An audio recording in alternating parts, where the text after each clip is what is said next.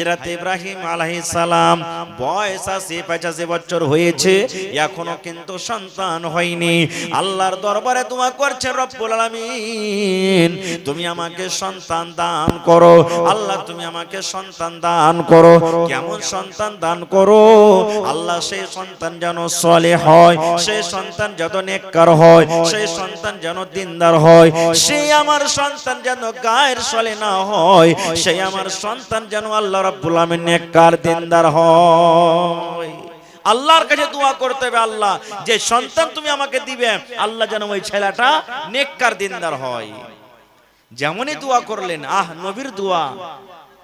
আল্লাহ রাব্বুল আমিন এবার ইব্রাহিম নবীকে ডাক দিয়ে বলছেন, ইব্রাহিম রে, তুমি আমার দরবারে দোয়া করেছো, আল্লাহ তুমি আমাকে একটা নেককার সন্তান দান করো, দিনদার সন্তান দান করো।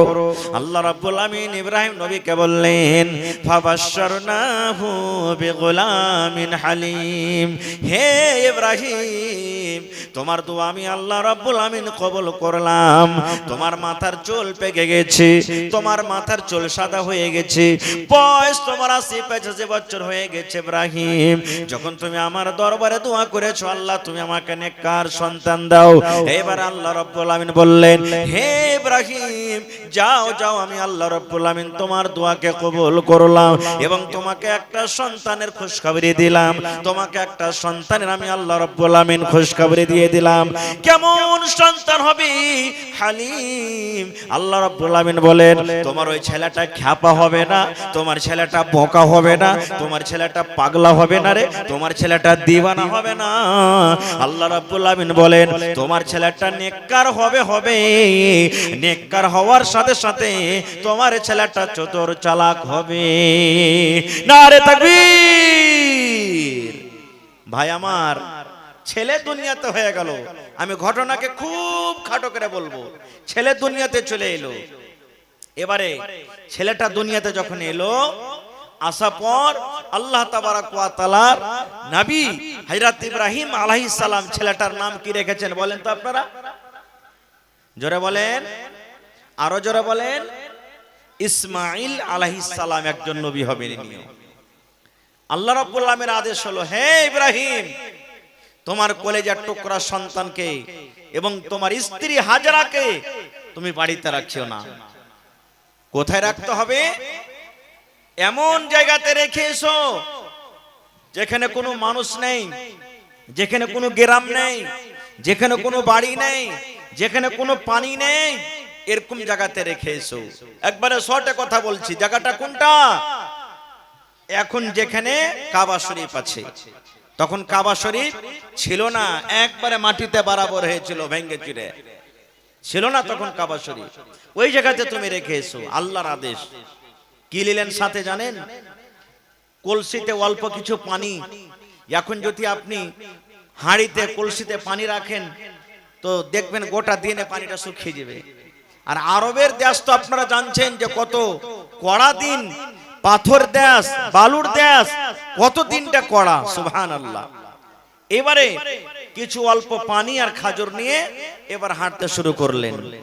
যেতে যেতে আল্লাহ তাবারাক ওয়া তাআলার আদেশে ওই জায়গাতে রাখলেন যেখানে এখন জামজামের কুয়া আছে। তখন জামজাম ছিল না।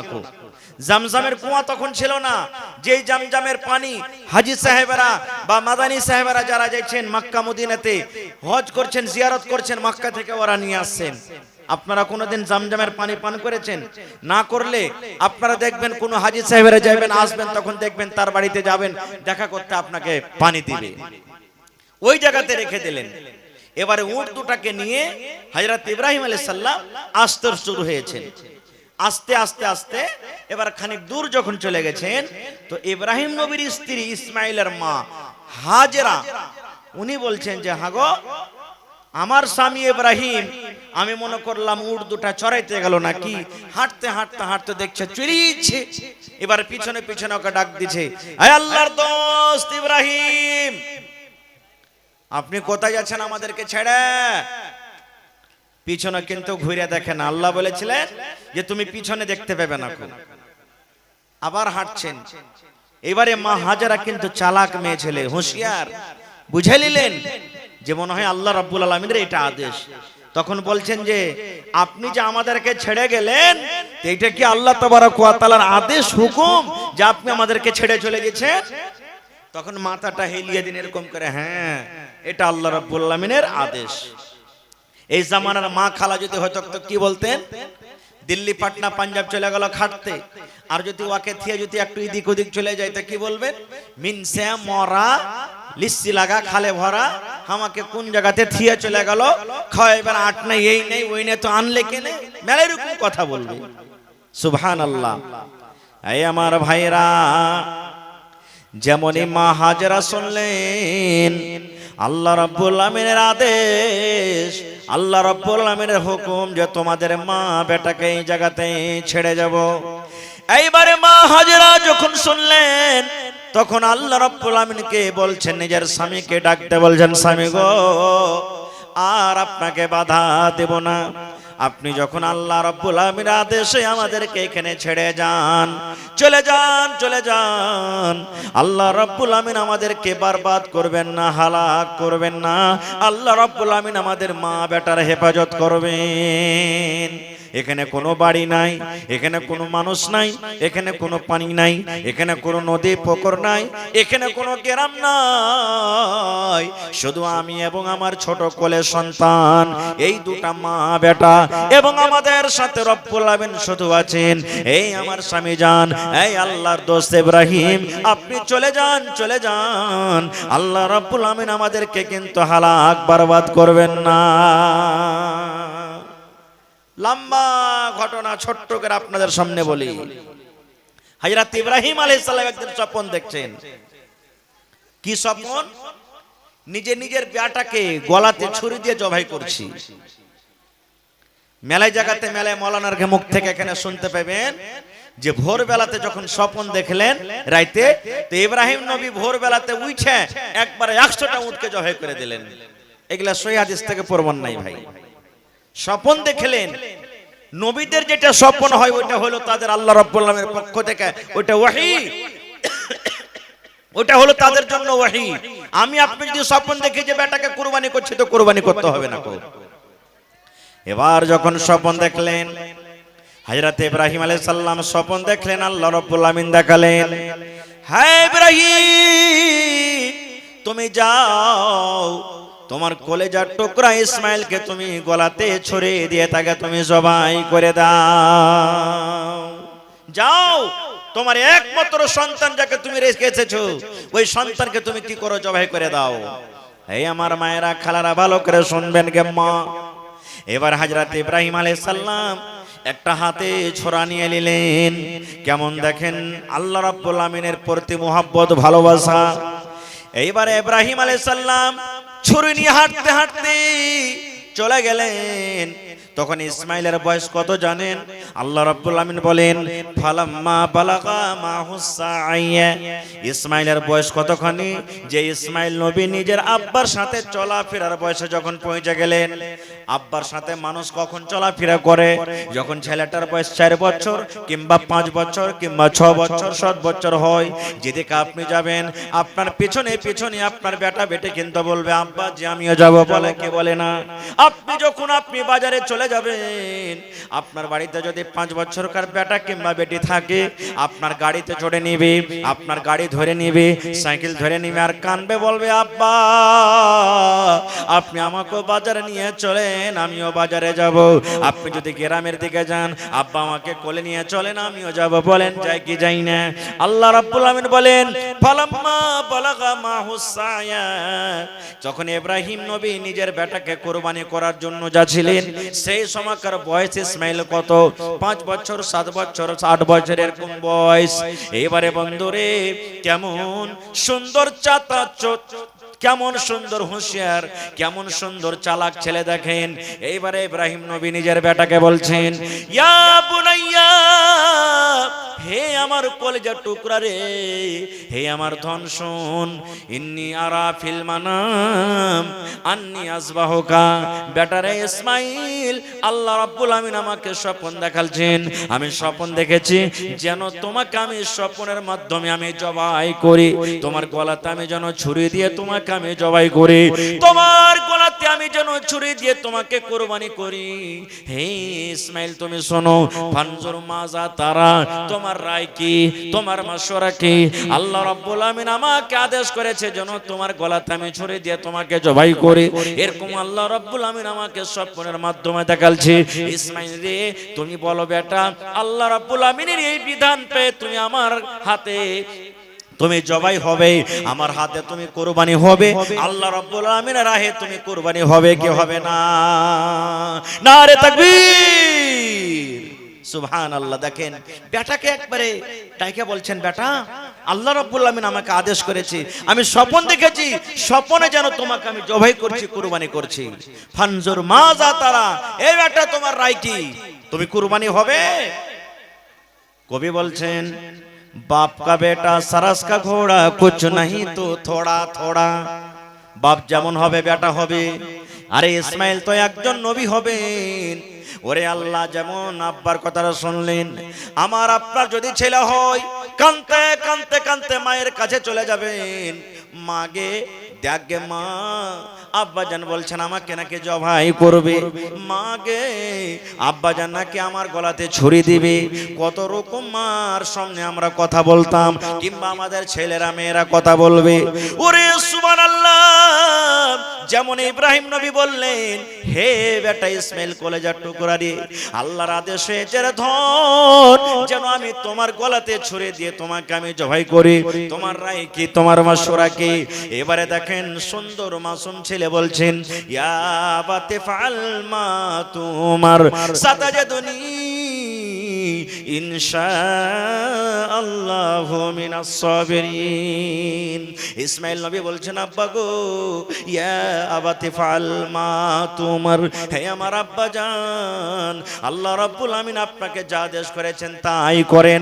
আল্লাহ যদি আপনাকে আদেশ করে থাকে আমার গলাতে আপনি ছুরি দিয়ে জবাই করবেন, আল্লাহর যদি আদেশ হয় আমাকে আল্লাহ রাব্বুল আমিনের রাহে কুরবানি হইতে হবে। আয় আমার আব্বা জান, এটা আল্লাহ রাব্বুল আমিনের পক্ষে থেকে যদি হয় আমি রাজি আছি ইসমাইল। এই যে আমার গর্দান হাজির আছে, এই আমার গলা হাজির আছে, আপনি আমার গলাতে ছুরি দিয়ে, আপনি আমার গলাতে চাকু দিয়ে আপনি আমাকে কুরবানি করে দেন। সাতাজাদুনি ইনশাআল্লাহু মিনাস সাবিরিন। আব্বা গো, যখন আপনি আমাকে জবাই করবেন, জানোয়ার যেমন ধড়ফড় করে, জানোয়ার যেমন পা হাত মেরে দেয়, জানোয়ার যেমন ছটপট করে, আমি এরকম ছটপট করব না গো আব্বা জান। নিজের আমি পাটাকে আমি হিলাবো না, হাতটাকে আমি হিলাবো না, মাথাটাকে আমি টেনে নেব না, আপনাকে আমি কষ্ট দেব না। আল্লাহ রাব্বুল আমিনের যদি আদেশ হয় আপনি আমার গলাতে ছুরি দিয়ে আপনি আমাকে জবাই করবেন, আপনার কলেজার টুকরা আমি ইসমাইল রাজি আছি। চলেন চলেন, আপনি আমাকে আল্লাহর রাহে কুরবানি করে দেন, আপনার সন্তান মানে আমি ইসমাইল ধৈর্যশীল পাবেন। ওরে সুবহানাল্লাহ, আহা, কেমন বাপ কেমন বেটা, যেমনই বললেন রাজি হয়ে গেল। তারপর আল্লাহ কি বলছেন জানেন? ফালাম্মা আসলামা ওয়া তাল্লাহু লিল জাবিন। ওরে সুবহানাল্লাহ, ফালাম্মা আসলামা, আল্লাহর কোরআন বলছেন কোন মিথ্যা কথা কিসসা কাহিনী নয় রে ভাই। বাপ বেটা রাজি হয়ে গেল, বেটা রাজি হয়ে গেল কুরবানি হব বলে, আব্বার হাতে আমি কুরবানি হব বলি।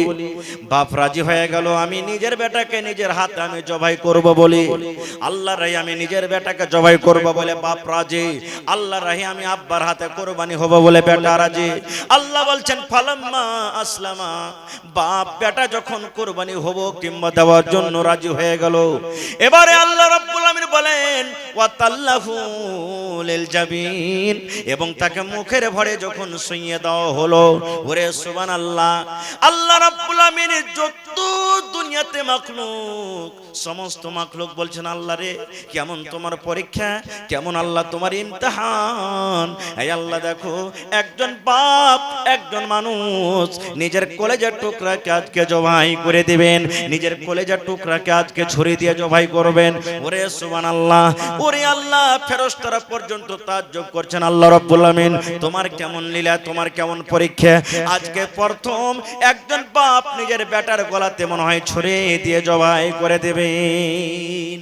কুরবানি করার জন্য যখন বাপ বেটা রাজি হয়ে গেল, সুবহানাল্লাহ।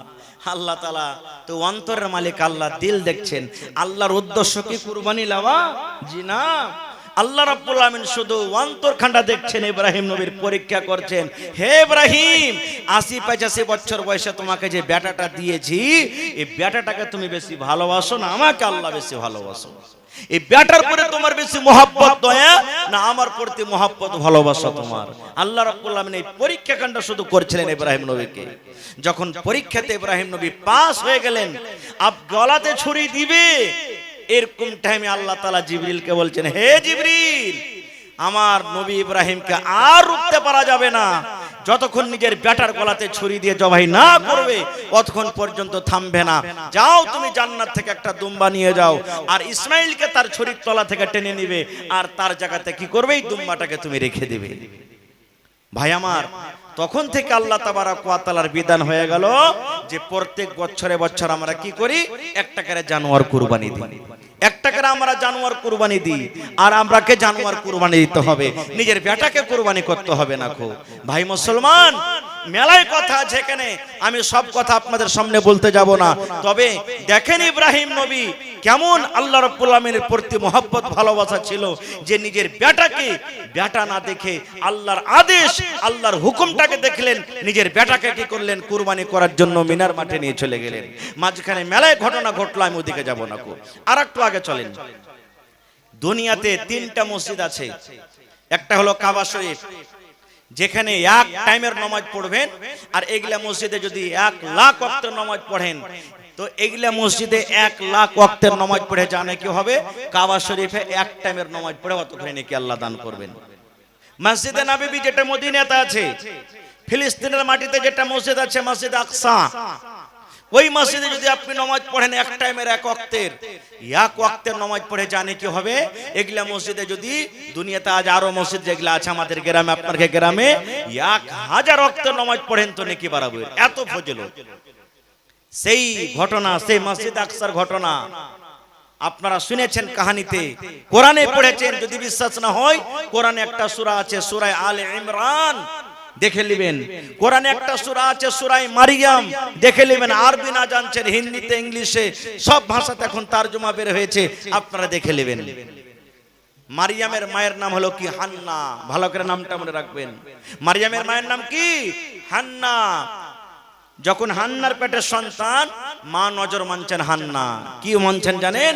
আল্লাহ, আমার পেটে যেটা সন্তান ছেলে আছে, এই ছেলেটা যখন দুনিয়াতে হবে, আল্লাহ এই ছেলেটাকে তোমার ঘরের জন্য আমি ওয়াকফ করে দিলাম, দান করে দিলাম, আমি তোমার ঘরে দিয়ে দিলাম আল্লাহ। তখন তো মেশিন ছিল না যে আমি যাবো আল্ট্রাসাউন্ড করব, মেশিনে চেক করবো যে বেটা আছে কি বেটি আছে। কোথায় পাবেন তখন?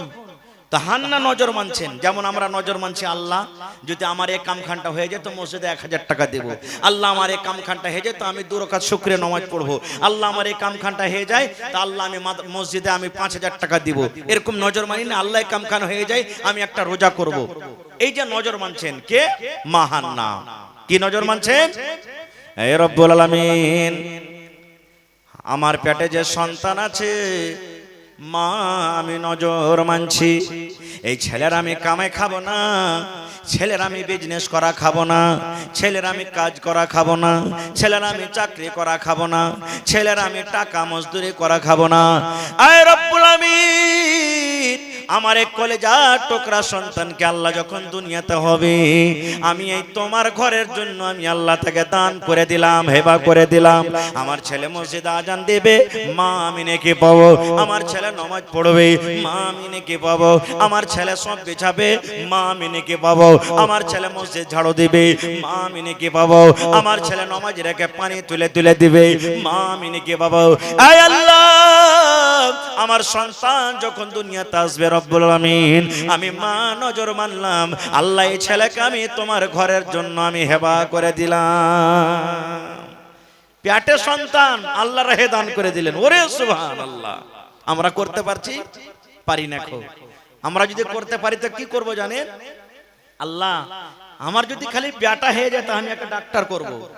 আল্লাহ যদি আমার বেটা হয়ে যায়, এমন করে একে তীর তালোয়ার খেলা শিখাবো যাতে একবারে 2-4-10 জনকে একবারে যাতে ছপতে পারে। এরকম আমরা নজর মানবো। আল্লাহর বিধান দেখেন, আল্লাহ রাব্বুল আলামিনের বিধান। দুনিয়াতে যখন সন্তান ছেলেটা হলো, ছেলে না হয়ে মেয়ে হলো, মানে বেটা না হয়ে কি হলো? জোরে বলেন কি হলো? আরো জোরে বলে বেটি হলো। কিন্তু নজর কে মেনেছিলেন? আল্লাহ বেটা যাতে হয়, বেটা হলে তোমার ঘরে দেব, কিন্তু বেটা না হয় কি হলো? বেটি হলো। এবার হান্নার মন কিন্তু ভারী হয়ে গেল। হান্না বলছেন আল্লাহ কি হলো, আল্লাহ কি হলো? আমি তো নজর মেনেছিলাম আল্লাহ তুমি ছেলে দিও, বেটা দিও। আল্লাহ বেটা ছেলে মসজিদের ভিতরে যাবে, বেটা ছেলে আজান দিবে, বেটা ছেলে নামাজ পড়বে, বেটা ছেলে নামাজ পড়বে, বেটা ছেলে মসজিদের ভিতরে যাবে, মা আমিনিকে পাবো। কিন্তু রব্বুল আমিন বেটা না হইয়া বেটি হলো। আল্লাহ বেটি ছেলেকে মসজিদে আমি কেমন করে দেব? আল্লাহ বেটি ছেলে মানুষ মাসে মাসে 5 দিন 6 দিন করে যে মাসিক আসবি, আল্লাহ বেটি ছেলে তো মসজিদ ঘরে ঢুকতে পাবে না। বেটি ছেলে যখন বড় হয়ে যাবে একাই কেমন করে মসজিদের ভিতরে যাবে, পর পুরুষের সামনে কেমন করে থাকবে? আয় আল্লাহ আমি নজর মেনেছিলাম বেটার জন্য, কিন্তু আল্লাহ বেটা না হয়ে বেটি হয়ে গেল। আল্লাহ আমি এখন কি করব? আল্লাহ কি করব? আমার তো উদ্দেশ্য ছিল আল্লাহ তুমি একটা বেটা দাও। আল্লাহ রাব্বুল আমিন এইবারে হান্নাকে ডাক দিয়ে বলছেন, হান্না রে চিন্তা করো না রে হান্না, তুমি আয় হান্না তুমি চিন্তা করো না, আমি আল্লাহ রাব্বুল আমিন যেটা তোমাকে বেটি দান করেছি, এই ভোলামারি গ্রামে যত বেটি ছেলে আছে ওই বেটিদের মতন নয় রে। কাঠিয়ার জেলাতে যত বেটি ছেলে আছে তাদের মতন নয়, এই লাভাতে যত বেটি ছেলে আছে তাদের মতন নয়, সৌদি আরবে যত বেটি ছেলে আছে তাদের মতন নয়, এই ফিলিস্তিনের মাটিতে যত বেটি ছেলে আছে তাদের মতন নয়। আল্লাহ রাব্বুল আমিন বলেন, হে হান্না তোমার যে আমি মেয়েকে দান করলাম, যেটা তোমাকে আমি বেটি দিলাম, দুনিয়ার বেটি ছেলের মতন নয় রে। দুনিয়ার বেটি ছেলে হলো আলাদা, তোমার বেটি ছেলে হলো আলাদা। দুনিয়ার বেটি ছেলের গুণ হলো আলাদা, তোমার বেটির হলো গুণ আলাদা। আল্লাহ রাব্বুল আমিন বলেন, তোমার বেটির নাম রাখো তুমি মারিয়াম, তোমার বেটির নাম তুমি রাখো মারিয়াম। আল্লাহ বললেন তোমার বেটির নাম তুমি রাখো মারিয়াম, এবং তোমার বেটি যখন বড় হবে তুমি তোমার এই বেটিকে আল্লাহ রাব্বুল আমিন আমি বলে তুমি তোমার মেয়েকে তুমি আল্লাহর ঘরের জন্য তুমি দান করে দাও, আল্লাহর ঘরে তুমি দিয়ে দাও। বলার উদ্দেশ্য মুসলমান কেমন ছিলেন মারিয়ামের মা হান্না? ওরে সুবহানাল্লাহ, নিজের কলেজার টুকরা মেয়েকে আল্লাহ রাব্বুল আমিন ঘরের জন্য আজকে দান করে দিলেন। কিন্তু হায়রে হতভাগা মুসলমান, আজকে আমাদের মাথার চুল পেকে গেল, আজকে আমাদের দাড়ি পেকে গেল, আজকে আমাদের দাঁত উঠে গেল, আজকে আমাদের কোমর ভেঙে গেল, কিন্তু এখন পর্যন্ত আমরা আল্লাহ রাব্বুল আমিনের ঘর কিন্তু চিনতে পারলাম না। আরেকটা এখানে আমরা কথা বুঝতে পারলাম, যে ভাইরা নিজের স্ত্রীকে গালি দেয়, কি গালি দেয়? কোন ভাইয়ের যদি একটা বেটি হয়ে যায় ভালো কথা, ঠিক আছে, অপেক্ষা করবে মনে হয় বেকার বেটা হবে, কিন্তু না 2 নম্বরে আবার বেটি হলো, কিন্তু দেখলে ঠিক আছে 2টা বেটি হলো, মনে হয় এবার বেটি হবে, এবার দেখছে কিছুদিন পর আরেকটা কিন্তু বেটি হয়ে গেল, 3-4টা যখন বাড়িতে বেটি চলে আসে, রে সুবহানাল্লাহ, কত ভাই এমন আছে বিবিটাকে বাড়িতে রাখে না, উঠতে বসতে বিবিটাকে মারে, গাইল দেয়, শাশুড়িতে ঘোঁচা মারে, ননদরা ঘোঁচা মারে, আর বলে তোর মতন বিবিকে রাখবো না, তুই যদি আমার বাড়িতে থাকিস আমি কোনোদিন জীবনে বেটার মুখ দেখতে পাবো না। ওকে কিন্তু বাড়িতে রাখে না, ওকে ভালোভাবে খেতে দেয় না, ওকে তেল কাজল দেয় না, ওকে চিরুনি দেয় না, এরকম মতো কত জ্বালানো পোড়ানো করছে, জুলুম অত্যাচার করছে। শেষের বেলাতে ওই বোনকে, ওই মাকে, ওই খালাকে তালাক দিয়ে নিজের বাবার বাড়িতে কিন্তু পাঠিয়ে দেয়। হয় কি হয় না? কত রকম জুলুম অত্যাচার করে। ভাইরে, এই ঘটনা থেকে আমরা বুঝতে পারলাম কি, যে বেটা বেটি দেওয়ার মালিক কে? জোরে বলেন কে? আল্লাহ কোরআনে সূরা সূরাতুশ শূরাতে বলছেন, দুনিয়ার মানুষ আমি আল্লাহ রাব্বুল আলামিন যাকে ইচ্ছা করি বেটা দান করি, আমি আল্লাহ যাকে ইচ্ছা করি বেটি দান করি, আমি আল্লাহ যাকে ইচ্ছা করি বেটা বেটি দুটাই দান করি, আমি আল্লাহ রাব্বুল আলামিন যাকে ইচ্ছা করি বাঁঝ করে রাখি। কিন্তু আফসোস আমরা মুসলমান বুঝি না। একবারে কত ভাই নিজের সত্য এলাকার কথা বলছে, ঘটনা, বেটি হওয়ার কারণে স্ত্রীটাকে তালাক পর্যন্ত করে দিয়েছে। কথাতে কথাতে বলবে শাশুড়ি, মুখ পড়ি বহুটাকে ছুঁচনারে বেটা, এরকম বহুলে তুই জীবনে সুখ শান্তি পাবি না, তোর খাইটা খাইটা জীবনটা শেষ হয়ে যাবে, বেটির বিয়া দিতে দিতে তোর জীবন শেষ হয়ে যাবে, এই মুখ পড়িকে তালাক দে বাড়ি থেকে হাঁকা। ওরে সুবহানাল্লাহ। ভাই মুসলমান, একটা ঘটনা বলি যে আপনাদের সামনে, নবীজি আমার নিজের বেটিকে কত ভালোবাসতেন। ওরে সুবহানাল্লাহ। একটা সহিহ হাদিস, বুখারী শরীফের হাদিস আপনাদের সামনে বলছি।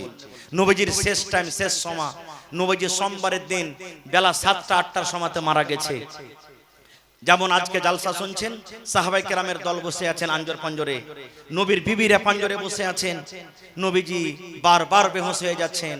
এবারে নবীজি বলছেন, কই আমার মা কই?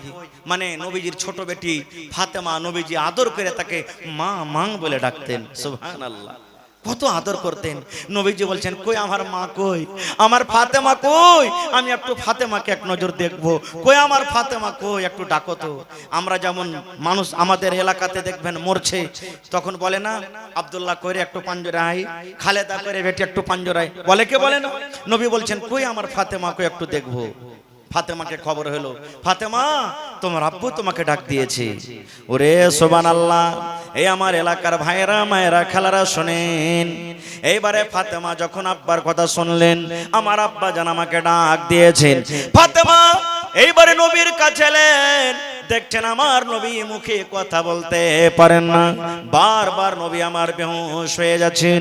এইবারে নবীজি আমার বেটিকে দেখে বলছেন, বেটি রে, তোমাকে একটা কথা বলবো রে মা, যেন আমার কথাটা আমার বিবিরা না শুনতে পায়, আমার কথা যেন আমার সাহাবীরা না শুনতে পায়। আয় আমার বেটি ফাতেমা, তুমি তোমার কানটা আমার মুখের কাছে লাগাইয়া দাও রে মা, তোমাকে আমি আস্তে করে কথা বলবো, তোমাকে আমি ছোট করে কথা বলবো, যেন আমার কথা যেন আমার বিবিরা না শুনতে পায়। ফাতেমা তোমার কানটা একটু মা আমার মুখের কাছে লাগাও তো, যাকে আমরা সল্লা করে কথা বলি, নাকি কানে কানে সল্লা করে কথা বলি। ফাতেমা আব্বার কথা শুনে, নবীর কথা শুনে নিজের কানটাকে মুখের কাছে লাগিয়ে দিলেন। নবীজি ছোট্ট করে আস্তে আস্তে কানে কানে কোন যে বেটিকে এমন কথা বললেন। ওরে সুবহানাল্লাহ। কথা শুনতে না শুনতে ফাতেমার চোখ দিয়ে কিন্তু পানি ঝরতে লাগলো। ফাতেমা ঝরঝর ঝরঝর করে কাঁদতে লাগলেন। ফাতেমার মনে হয় দিলখান ফেটে গেল। এইবারে যখন ফাতেমা কাঁদতে লাগলেন, আমার নবী দেখলেন, আহারে আমার কথা শুনে আমার কলেজার টুকরার চোখ দিয়ে পানি ঝরছে, আমি নবী সহ্য করতে পারবো না। আমার ফাতেমা কাঁদছে, আমি নবী সহ্য করতে পারবো না। আমার কথা শুনে আমার ফাতেমার অন্তরখান মনে হয় ফেটে গেল। এইবারে নবীজি আবার বলছেন, মা, ও মা ফাতেমা, তোমার কানটা আর একবার আমার মুখের কাছে লাগাইয়া দাও মা। মা গো, তুমি তোমার কানটা আর একবার আমার মুখের কাছে লাগাইয়া দাও, তোমাকে আর একবার আমি কথা বলবো। এই আমার মায়েরা খালারা ভাইয়েরা শুনেন, এইবারে ফাতেমা রাদিয়াল্লাহু তাআলা আনহা আব্বার কথা শুনে নিজের কানটাকে আর একবার আব্বার মুখের কাছে লাগাইয়া দিলেন। এইবারে নবীজি আমার কোন এমন কথা বললেন, বেটিকে আস্তে করে কানে কানে। এইবারে ওই কান্দা মানুষ কিন্তু হাসতে লাগলেন। যে বেটির চোখ দিয়ে পানি ঝরছিল, চোখের পানি বন্ধ হয়ে গেল। যে বেটি কাঁদছিলেন, সেই বেটির কান্দা বন্ধ হয়ে গেল। ওই বেটির মুখ দিয়ে কিন্তু এবার হাসি ফুটে গেল। শেষ কথা, নবীজি দুনিয়া থেকে চলে গেলেন। কিছুদিন পর মা আয়েশা রাদিয়াল্লাহু তাআলা আনহা, ফাতেমা রাদিয়াল্লাহু তাআলা আনহা মা বেটির দেখা হয়েছে। এটা হলো কে? এরা সতার মা বেটি। এইবারে মা আয়েশা তখন বলছেন, বেটি একটা কথা বলবো মা তোমাকে। বলছে কি?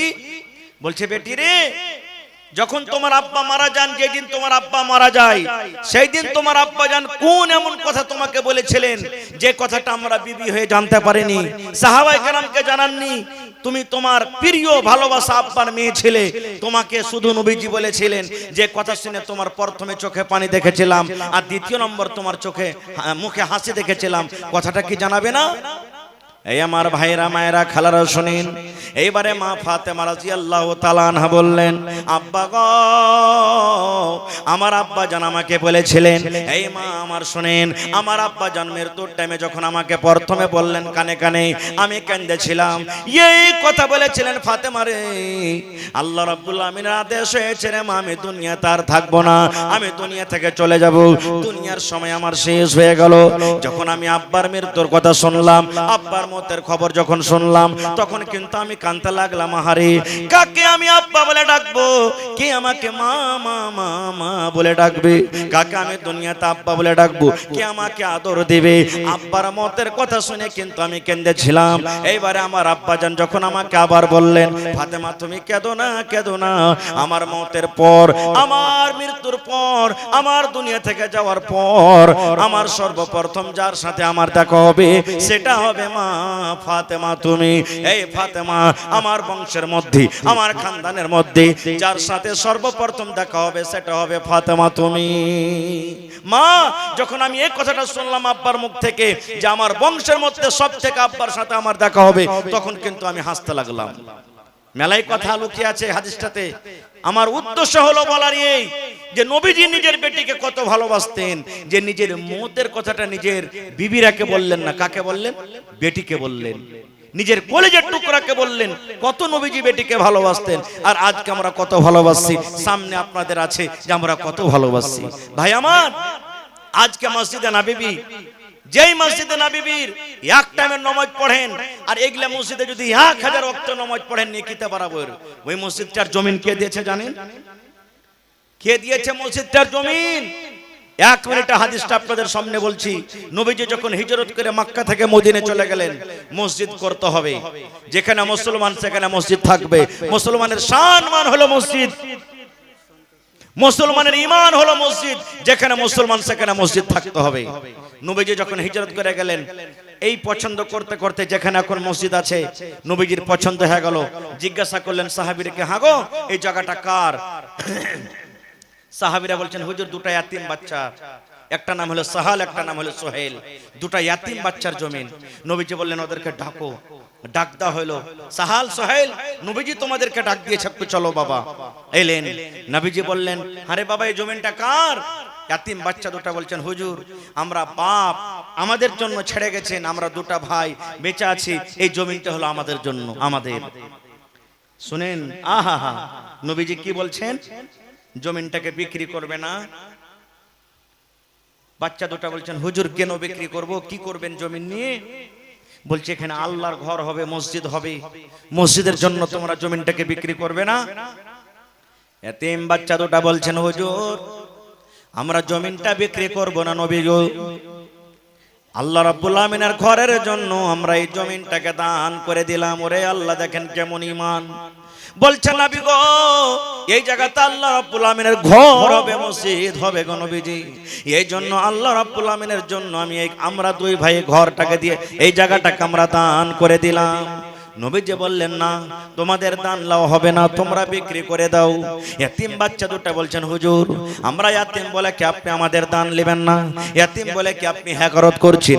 এতিম বলে কি আপনি আমাদের এই জায়গাটাকে নেবেন না? আমার নবী বললেন, রে আল্লাহর বান্দারা শোনো, তোমরা এতিম বলে তোমাদের দান নেব না, হ্যাকরত করছে এরকম কোনো কথা নয় রে। তোমরা এখনো ছোট হয়ে আছো, এখনো তোমরা এতিম হয়ে আছো, তোমাদের দুনিয়াতে আব্বা নেই, দুনিয়া থেকে চলে গেছেন। আজকে যদি তোমাদের জমিন আমি নিয়ে যাই, তাহলে পরেকার লোকেরা হয়তো না জানার কারণে আমার পরে ইলজাম লাগাবে। দেখো তোমাদের নবী কেমন রে, দুটা ইয়াতিম বাচ্চার কাছ থেকে জমিন কেড়ে ওখানে আল্লাহর ঘর মসজিদ বানিয়ে দিয়েছে। এটা কিন্তু আমি চাই না, এই জন্য তোমরা বিক্রি করে দাও। এইবারে নবীজি নিজের শ্বশুর, নিজের প্রিয় বন্ধু হযরত আবু বকর রাদিয়াল্লাহু তাআলা আনহুকে বললেন, আয় আবু বকর মদিনাতে তুমি পাতা করো, মদিনাতে তুমি খোঁজবিজ করো, এই জমিনের রেট কি আছে, এই জমিনের রেট কি আছে। হে আবু বকর জমিনের রেট বুঝে সুঝে যা টাকা হবে আবু বকর তুমি এই বাচ্চা দুটাকে দিয়ে দাও। নারে তাকবীর, সুবহানাল্লাহ। দেখেন দুটো ইয়াতিম বাচ্চার কেমন আল্লাহুস সামাদ ঈমান। সেই মসজিদ নবীজি নিজের মাথাতে হাতে পাথর ডুহে ডুহে, লেবার মিস্ত্রির মতন পাথর ডুহে ডুহে সেই মসজিদে নববীর নির্মাণ হয়েছে। আল্লাহুস সামাদ। সাহাবায়ে কেরাম মসজিদে নববীর নির্মাণ করেছেন। আল্লাহুস সামাদ, যে সাহাবীদের ব্যাপারে আল্লাহ নিজের কোরআনে বলছেন রাদিয়াল্লাহু আনহুম ওয়া রাজু আনহু। সুবহানাল্লাহ। নবীজি নিজের মাথাতে নিজের হাতে করে পাথর ডুহে ডুহে দিয়েছেন। ওরে আল্লাহ, যে নবীকে আল মাসুম আনিল খাতা, যে নবীর আগে করো গুনাহ মাফ, পিছে করো গুনাহ মাফ করে দিয়েছেন, যে নবীজি 1400 বছর আগে এলান করে দিয়েছেন, মান বানা লিল্লাহি মসজিদান বানাল্লাহু লাহু বাইতান ফিল জান্নাহ। আল্লাহ রাব্বুল আমিনের ইবাদতের জন্য যে একটা ঘর বানাবে, আল্লাহ তাবারক ওয়া তাআলা তার জন্য জান্নাতের ভিতরে একটা ঘর বানিয়ে দিবে। ভাই আমার, তো আজকে হলো মসজিদটা আল্লাহর ঘর, আল্লাহর ঘরের জন্য আজকে জালসা। আপনি 1 টাকা দেবেন, আপনার কাছ থেকে 1 টাকা নিয়ে যাব। তবে ভাই দেখি এলাকার মধ্যে আজকে সাহাল এবং সোহেলের জোড়া কে হবে? কোন আল্লাহর বান্দা এমন আছেন এই মসজিদের ঘর আর মসজিদের জন্য জালসা, যেটা আল্লাহর ঘর, নিজের মায়ের জন্য, বাবার জন্য, ছেলে মেয়ের জন্য, বেটা বেটির জন্য 1 কাঠা কেউ জমিন দান করতে পারবেন? ভাই মৌলানা, আমার মা বাপ অনেক জমিন দিয়ে গেছেন বা আছে, আমি 1 কাঠা আল্লাহর ঘরের জন্য দান করে দিলাম। হয়তো মসজিদের আঞ্জর পাঞ্জরে থাকলে লাগিয়ে দেন, যদি ওখানে না থাকে কোনো দোসরা জায়গাতে থাকে, 1 কাঠা 2 কাঠা 5 কাঠা যা পারবেন দিয়ে দেন জমিন, বিক্রি করে যা টাকা হবে আল্লাহর ঘরে লাগিয়ে দিবেন। এরকম কোন এলাকাতে মানুষ আছেন? এই বছরে যত জালসা করলাম, মসজিদের যত জালসা, পাড়ায় জালসাতে আল্লাহর রহমতে কিন্তু 1 কাঠা 2 কাঠা 5 কাঠা করে জমিন পাওয়া গেছে। যদি জমিন না আছে, কোন ভাইয়ের টাকা পয়সা আছে, দেখি মৌলানা আল্লাহ আমাকে টাকা দিয়েছে, 1 কাঠা জমির দাম মোটামুটি 40,000 কি 50,000 টাকা হবে, আমি এই আল্লাহর ঘরের জন্য দিয়ে দিলাম। মৌলানা আমরা 4টা ভাই, 3টা ভাই, 5টা ভাই আছি, 10,000 5,000 20,000 করে দিয়ে 1 কাঠা জমিনের যা দাম হবে আমরা আল্লাহর ঘরের জন্য আমরা দিয়ে দিলাম। মৌলানা আমি 1 টাকা গিট্টি দিয়ে দিলাম, আমি 1 গাড়ি বালু দিয়ে দিলাম, 1 কুইন্টাল রড দিয়ে দিলাম, 50 বড়া 10 বড়া সিমেন্ট দিয়ে দিলাম। আমি কমিটির লোককে বলবো যে আমার মা খালারকে পিন্ডালে আপনারা চাদর দিয়ে পাঠিয়ে দেন তাড়াতাড়ি করে। মায়েরাকে বলবো যে মা আপনাকে পিন্ডালে চাদর নিয়ে যাচ্ছে। আমি জানছি এলাকার মানুষ ওয়াজ শুনতে যেমন ভালো, দান করতে খুব ভালো, আমি কয়েকবার এসেছি এখানে। তবে দেখি আজকে কোন আল্লাহর বান্দা আছেন, একটা লোক 10,000 টাকা দিতে পারবেন, একটা লোক 50,000 টাকা দিতে পারবেন, একটা লোক জমিন দিতে পারবেন, একটা লোক 1 গাড়ি বালু কিংবা গিট্টি দিতে পারবেন, একটা লোক 50 বড়া 10 বড়া 100 বড়া করে সিমেন্ট দিতে পারবেন। দেখি এরকম কোন আল্লাহর বান্দা আছেন? ভাইরে এই বছর একটা জালসা করলাম, একজন মহিলা বেনামিতে 4 লক্ষ টাকা স্টেজে নগদ দান করেছেন।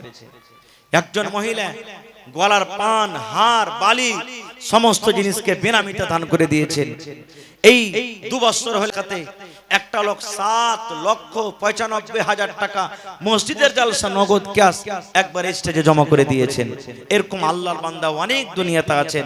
তবে দেখি কোন আল্লাহর বান্দা আজকে এলাকাতে আছেন, গ্রামে আছেন, 1 কাঠা জমিন দিতে পারবেন, 1 ডিসমিল জমিন দিতে পারবেন, কিংবা জমিনের দাম দিতে পারবেন। যারা মাস্টার, ঠিকাদার, ডাক্তার আছেন, ওই সমস্ত ভাইয়েরাকে আমি ডাক দিচ্ছি, একটু আল্লাহর রাস্তে আপনারা আসেন আর এসে নিজের নিজের দানটাকে ভাই আপনারা দিয়ে যান। তো আসেন তো দেখি 1,000 2,000 5,000 10,000 করে করে কতটি আল্লাহর বান্দা হবেন আজকে আল্লাহর ঘরের জন্য দিয়ে যাবেন। ভাই দুনিয়াতে কতদিন আমরা আর থাকবো? দুনিয়া থেকে একদিন আমাদেরকে চলে যেতে হবে। যেটা খাচ্ছি পিনছি দুনিয়াতে থেকে যাবে, যেটা আল্লাহ রাহে আমরা খরচ করছি, আল্লাহ রাহে যেটা আমরা জমা করব, সেটা আল্লাহ তাবারক ওয়া তাআলা কিয়ামতের দিন আমাদেরকে দিবেন এবং সেটাই আমরা পাবো। আর আল্লাহর কোরআন বলছেন লাইন শাকারতুম লাযিদান্নাকুম, হে আমার বান্দা আমি যে নিয়ামত তোমাদেরকে দান করেছি সেই নিয়ামত থেকে তোমরা আমার রাহে খরচ করো, শুকরিয়া আদায় করো, আমি আল্লাহ তাবারক ওয়া তাআলা আরো বেশি বেশি তোমাদেরকে দান করব।